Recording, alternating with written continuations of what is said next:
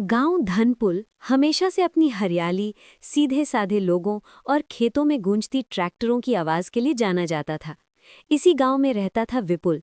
उम्र करीब 25 साल, कदकाठी मजबूत, लेकिन स्वभाव में थोड़ी जल्दबाजी और जरूरत से ज्यादा आत्मविश्वास। विपुल को लगता था कि वो जो भी काम करे सबसे अच्छा वो वही कर सकता है, चाहे उसे उसका अनुभव हो या ना हो। विपुल के पिता रामलाल गांव के अनुभवी किसान थे। उन्होंने सालों तक ट्रैक्टर चलाया था और खेतों की हर मेड़ नाली को अपनी हथेली की तरह जानते थे। गांव में जब भी किसी को ट्रैक्टर से जुड़ा कोई काम होता, लोग रामलाल को ही बुलाते। विपुल बचपन से अपने पिता को ट्रैक्टर चलाते देखता आया था, इसलिए उसे लगता था कि ट्रैक्टर चलाना कोई बड़ी बात नहीं है। एक दिन रामलाल बीमार पड़ गए। उसी दौरान खेत की जुताई का काम बहुत जरूरी हो गया। विपुल ने तुरंत कहा, बाबा, आप चिंता मत करो, आज से ट्रैक्टर मैं चलाऊंगा। मैंने आपको कितनी बार देखा है, मुझे सब आता है।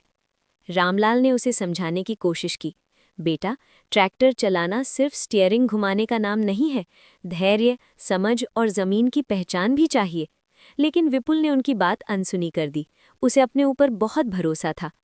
अगली सुबह विपुल पूरे जोश के साथ ट्रैक्टर लेकर खेत की ओर निकला। गांव के कुछ लोग उसे देख रहे थे। किसी ने कहा, देखो, विपुल ट्रैक्टर चला रहा है। किसी ने हंसते हुए कहा, चलो, आज नया तमाशा देखने को मिलेगा। विपुल ने ट्रैक्टर स्टार्ट किया। इंजन की तेज आवाज के साथ उसने अचानक एक्सीलरेटर दबा दिया। ट्रैक्टर झटके से आगे बढ़ा और वो संतुलन खो बैठा। खेत की पहली ही मेड़ पर ट्रैक्टर चढ़ गया और मिट्टी उछलकर चारों तरफ फैल गई। विपुल घबरा गया, लेकिन उसने हार नहीं मानी। उसने सोचा, शुरुआत में ऐसा होता है। जैसे तैसे वो खेत के अंदर ट्रैक्टर ले गया, लेकिन उसकी ड्राइविंग इतनी खराब थी कि जुताई सीधी होने के बजाय टेढ़ी मेढ़ी हो रही थी। कहीं हल ज्यादा गहरा जा रहा था तो कहीं जमीन को छू भी नहीं रहा था। थोड़ी देर बाद ट्रैक्टर एक गड्ढे में फंस गया। विपुल ने जोर से एक्सीलरेटर दबाया, जिससे पहिए और भी ज्यादा धंस गए। खेत के मालिक काका दौड़ते हुए आए और बोले, अरे विपुल, धीरे चलाओ, ट्रैक्टर गाड़ी नहीं है। विपुल का चेहरा शर्म से लाल हो गया, लेकिन उसका अहंकार अभी टूटा नहीं था। उसने किसी की बात नहीं सुनी। दोपहर होते होते हालात और बिगड़ गए। विपुल ट्रैक्टर को सड़क पर ले आया ताकि दूसरे खेत तक जा सके, लेकिन मोड़ पर उसने सही तरीके से ब्रेक नहीं लगाया। ट्रैक्टर एक नीम के पेड़ से टकराते टकराते बचा। सड़क किनारे खड़े बच्चे डर के मारे चिल्ला उठे। अब पूरे गांव में चर्चा होने लगी, विपुल की ट्रैक्टर ड्राइविंग बहुत खराब है, कहीं किसी दिन बड़ा हादसा न हो जाए। शाम को जब विपुल घर लौटा तो ट्रैक्टर कीचड़ से सना हुआ था और उसका आत्मविश्वास भी पहले जैसा नहीं रहा। रामलाल ने सब कुछ देख लिया था। उन्होंने शांत स्वर में कहा, बेटा, गलती करना बुरा नहीं है, लेकिन गलती से सीखना जरूरी है। विपुल की आंखें भर आईं। पहली बार उसे एहसास हुआ कि उसने जल्दबाजी और घमंड में कितना बड़ा जोखिम उठा लिया था। उसने पिता के पैर छूकर कहा, बाबा, मुझसे गलती हो गई, मुझे सच में ट्रैक्टर चलाना नहीं आता। अगले दिन से विपुल ने नया फैसला किया।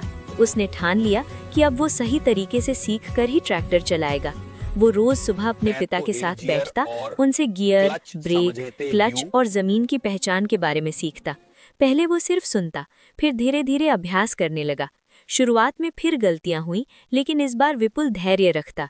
वो तेज नहीं चलाता, न ही जरूरत से ज्यादा एक्सीलरेटर दबाता। धीरे धीरे उसकी ड्राइविंग में सुधार आने लगा। खेत की जुताई अब सीधी होने लगी। ट्रैक्टर गड्ढों में फंसना बंद हो गया। कुछ महीनों बाद वही गांव वाले जो उसका मजाक उड़ाते थे, अब उसकी तारीफ करने लगे। अब विपुल अच्छा ट्रैक्टर चला लेता है। लगता है इसने सच में मेहनत की है। एक दिन रामलाल ने मुस्कुराते हुए कहा, आज मुझे तुझ पर गर्व है। विपुल के लिए ये शब्द किसी इनाम से कम नहीं थे। उसे समझ आ गया था कि कोई भी काम सिर्फ देखने से नहीं आता, सीखने के लिए धैर्य, विनम्रता और अनुभव जरूरी होता है। विपुल की खराब ट्रैक्टर ड्राइविंग की कहानी अब गांव में एक सीख बन गई थी कि घमंड से नहीं, बल्कि सीखने की इच्छा से ही इंसान आगे